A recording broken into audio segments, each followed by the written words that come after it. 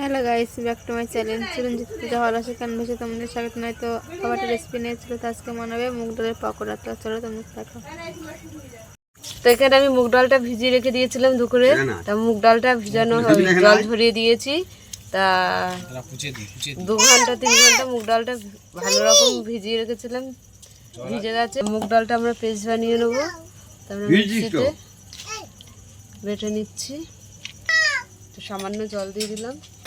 এখানে মুগ ডালটা আমাদের বাটা হয়ে গেছে।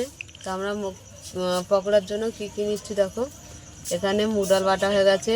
এখানে তিল আছে, পোস্তর জায়গায় আমরা তিল নিয়েছি, কাঁচা লঙ্কা কেটে নিয়েছি, পেঁয়াজ নিয়েছি, ধনেপাতা নিয়েছি, চালের গুঁড়ি নিয়েছি, নুন আছে, গোলমরিচের গুঁড়ো আছে, লাল লঙ্কার গুঁড়ো আছে, জিরে পাউডার আছে, ধনে পাউডার আছে, হলুদ আছে। তা চলো আমরা এবার শুরু করি। তাহলে প্রথমে তিলটা দিয়ে দিলাম, পেঁয়াজ কুচিটা দিয়ে দিলাম, কাঁচা লঙ্কা কুচানো দিয়ে দিলাম, স্বাদ মতন নুন দিয়ে দিলাম, গুঁড়ি দিয়ে দিলাম,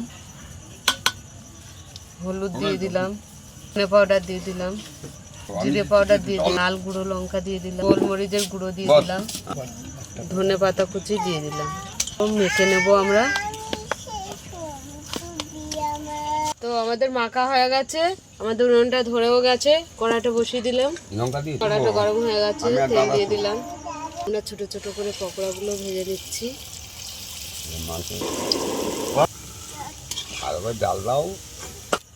তো আমরা একে একে পকোড়াগুলো ভেজে নেব। আমাদের পকোড়াগুলো ভাজা হয়ে গেছে, তুলে নিলাম। পকোড়াতে আমরা চাট মশলা দিয়ে দিচ্ছি। মুগ ডালের পকোড়া হয়ে গেছে আমাদের। তা তোমাদের কেমন লাগলো বলো।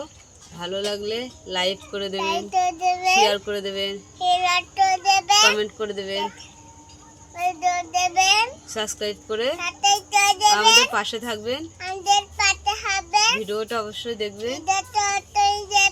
আজকের এই পর্যন্ত, টাটা।